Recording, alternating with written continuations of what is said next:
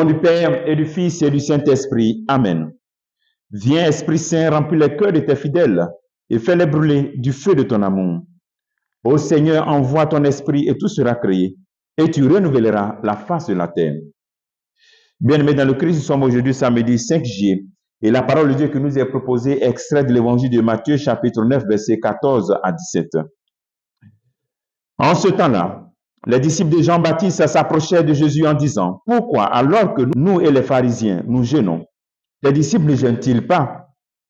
Jésus leur répondit, « Les invités de la noce pourraient-ils donc être en deuil pendant le temps où l'époux est avec eux? Mais des jours viendront où l'époux les sera enlevé, alors ils jeûneront. Et personne ne pose une pièce d'étoffe neuve sur un vêtement vieux, car le morceau ajouté tire sur le vêtement et la déchirure s'agrandit. Et on ne met pas du vin nouveau dans de vieilles outres. Autrement, les outres éclatent et le vin se répand. Et les outres sont perdues. Mais on met le vin nouveau dans des outres neuves et tout se conserve. Acclamons la parole de Dieu. Louange à toi, Seigneur Jésus. Nous connaissons très bien ce passage, mais c'est un rappel encore pour nous. Lorsque le Christ invite les disciples à se rendre compte que des temps viendront où eux, ils vont jeûner. OK? Et que ces disciples, pendant que l'époux avec eux ne doit pas jeûner. C'est un appel pour que nous puissions réviser sérieusement notre manière de jeûner, notre manière de comprendre la raison de notre jeûne. Pourquoi nous jeûnons? Le Seigneur nous invite à ne pas tomber dans un jeûne qui instrumentalise, un jeûne instrument, ou bien un jeûne manipulateur, mais d'entrer dans un jeûne qui se sacrifie, un jeûne qui s'impose toutes sortes de pénitences en vue de changer notre vie, en vue de la rendre agréable, en vue de retrouver l'époux lorsqu'il est loin de nous parce qu'on les chasse à le péché. C'est vrai que ici, dans ce contexte, c'est le Christ qui allait partir, abandonner ses disciples, laisser les disciples. OK? Mais dans notre vie, c'est ça. Chaque fois que nous péchons, nous chassons le Christ. Et donc, le jeûne doit nous aider à retrouver cette présence du Christ. Faisons attention à notre manière de jeûner parce que souvent, même dans le temps de carême, nous jeûnons. D'autres sont capables de faire les 40 jours. Dans les 40 jours, ils jeûnent. À tel point que mais souvent même, nous limitons les 40 jours du temps de carême à 40 jours de jeûne. Or, c'est pas la même chose. Ce n'est pas ça. Parce que dans notre carême, dans notre temps de carême, les 40 jours, il y a la prière, l'aumône et puis le jeûne. Mais on limite. Mais on jeûne. Ça veut dire qu'on jeûne beaucoup. Mais si on jeûne, pourquoi notre vie ne change pas? Je me rappelle une fois, pendant un vendredi saint, où je disais aux gens d'avancer, d'occuper les premières places. Il y avait une personne qui a refusé d'avancer, mais pourtant elle jeûnait. Et alors donc, faisons attention pour ne pas jeûner pour jeûner. Il faut que notre jeûne nous pousse à l'obéissance, à l'humilité.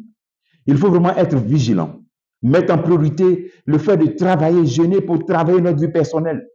Comment tu peux faire ces 40 jours, ces temps de carême, et après cela, il y a quelqu'un encore que tu as enfermé dans ton cœur. Tu jeûnes, mais tu ne parles pas à les gens.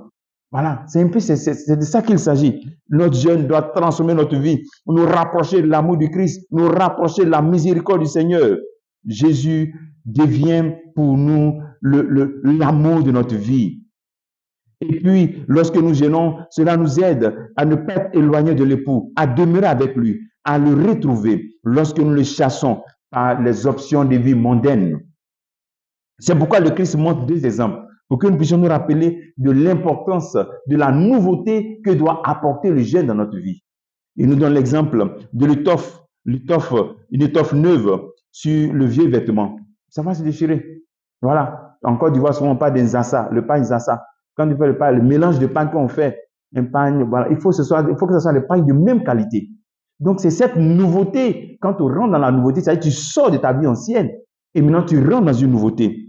Et cette nouveauté a besoin de conviction, de stabilité. Et le jeûne nous aide donc à retrouver la nouveauté de la parole de Dieu, la nouveauté de l'amitié du Christ, parce que chaque fois, il renouvelle cette amitié.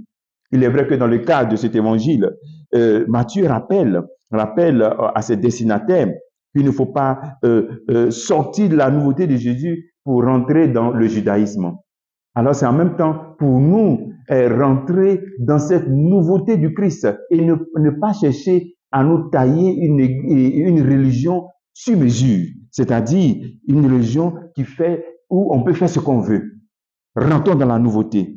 entrer toujours dans la nouveauté que le Christ nous apporte. Et le jeûne est un moyen excellent pour nous aider à entrer dans cette nouveauté, pour nous rapprocher de l'époux, pour le saisir et pour dire, je t'ai saisi, je ne vais plus te lâcher. Le travail que tu veux faire en ce jour, c'est est-ce que ton jeûne te rapproche de Dieu et de tes frères et tes sœurs?